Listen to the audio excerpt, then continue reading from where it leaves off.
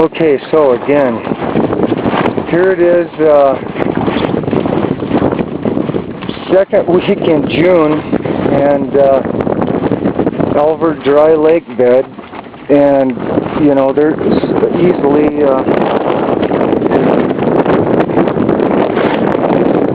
an inch of mud on top of the hard surface under that, and you've got an inch and a half of water on top of that from the runoff of the scenes over here.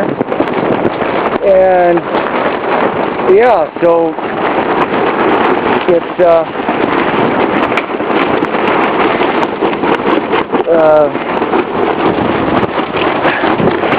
I don't know what to say about this.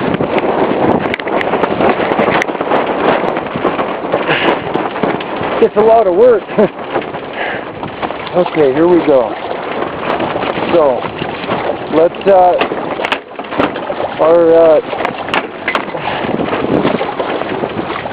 we are kind of down for the count till we get a new